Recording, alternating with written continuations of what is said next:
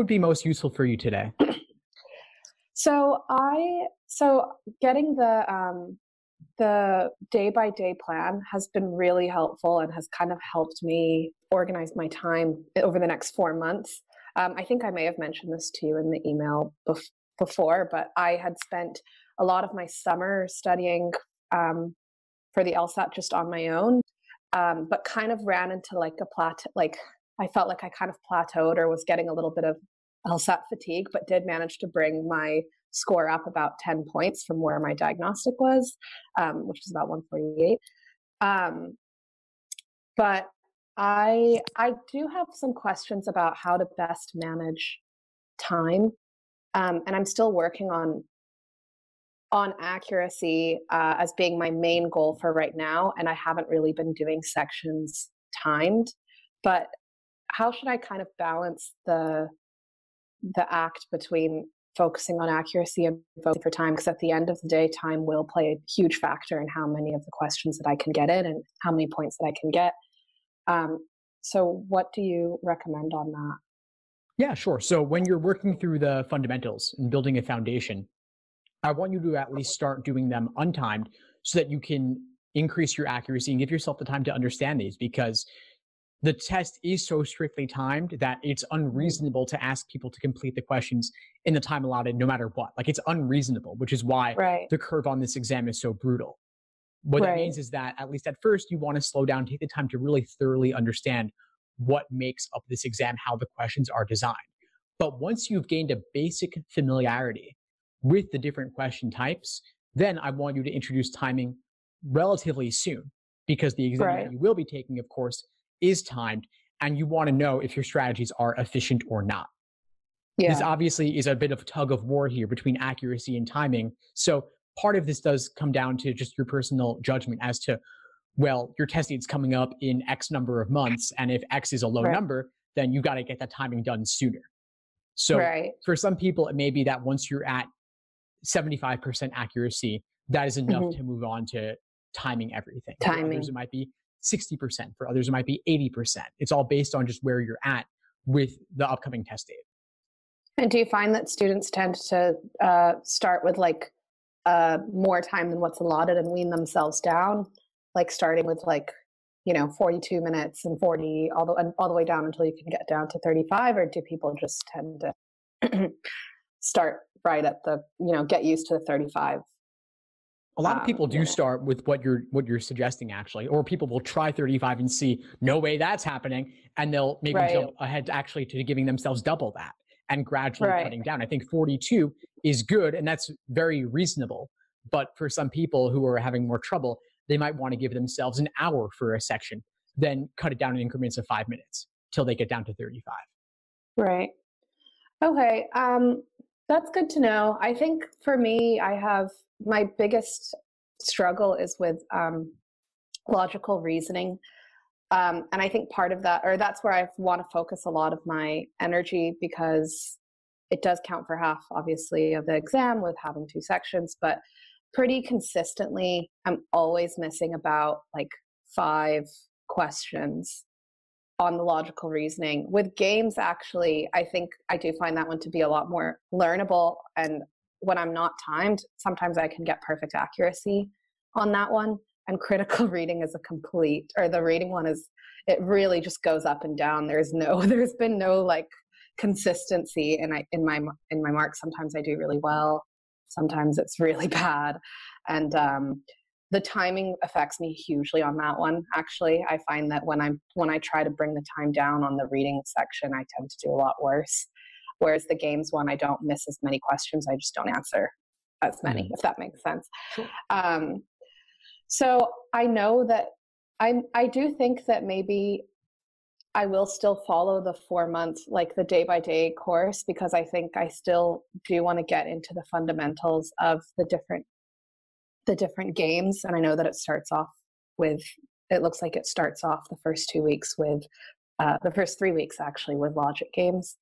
But I won't be able to join any of the sessions until mid-December. because I just, with class in the morning, I just can't commit to the 1 a.m. start times. I understand. But I will be back in the States December 15th, and I'll be there for a month. So I think once I'm in Texas, where my family lives, I'll be able to join more of them. But until then, I think I plan really on starting next week with the week by week, the day by day plan that you had sent me. Great. Yeah. In the meantime, you can feel free to submit your questions in advance of these classes, and I'll make it a priority to cover them during the class. And of course, you can always catch the recordings afterwards. Mm-hmm. Yeah. Okay. That sounds really great. Thanks so much for sending that over. And are there any particular questions you have in the moment that seem especially pressing to you that we could talk about now? In terms of not particularly. I know that I basically starting, because I've been just finished one block of my master's course now. Starting next week is kind of where I will be devoting more of my time to LSAT. So admittedly, I've only done the first couple of videos on games because I've just been finishing up this block of my master's degree. So I'm off more or less now until mid-January.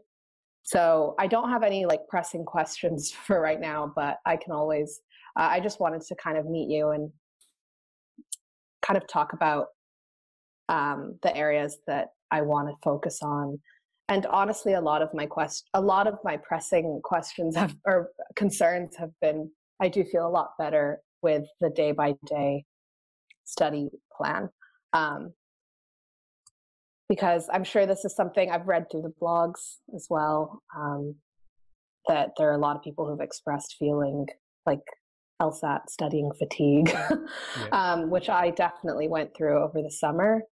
And now I'm really struggling to know how to make the best of the time that I have to have the most effective studying time, basically. Having this where I feel like I can check off, doing a little bit of something every day is really helpful.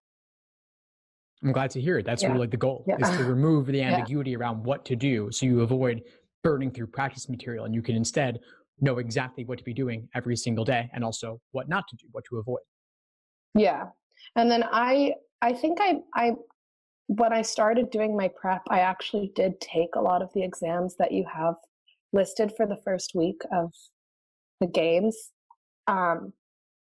There's someone that I know that's studying for the exam as well, and I may check to see if I can make photocopies of their book, because I've already written all over mine. But yeah, I think that might just be the best thing. I wouldn't remember any of the games anyway, because I did them a couple of months ago and I've done so many since.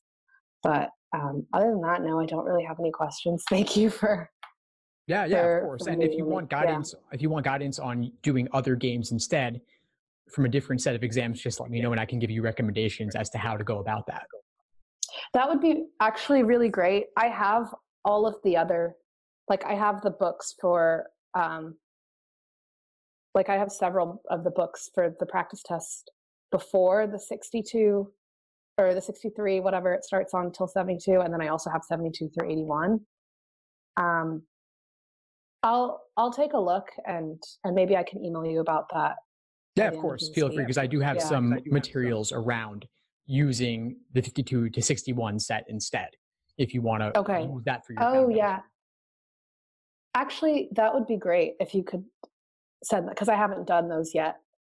Sure. I've only done two of those exams. The rest of them, I haven't touched anything in the book. I think that would be really helpful. Yeah. Sure. Fantastic. Great. Awesome, Sesson. Anything else for today that you would need to feel complete for our call? No, I think I will definitely email you more as I kind of start the day by day, and also watching the sessions that I won't be able to attend live. But, if anything comes up there, I'll also, feel free to reach out. I appreciate how quick you are to answer emails and such. Yeah, of course. Sure. Yeah. Glad to help. We'll keep in touch and let me know if you need anything at all as you move forward. Okay, will do. Thanks so much. Thanks for tuning into the show. Please subscribe if you haven't done so already to be notified of new episodes as I release them. And feel free to reach out if you need anything at all as you move forward with your prep. I'm happy to help however I can. In the meantime, I'll wish you all the best and take care.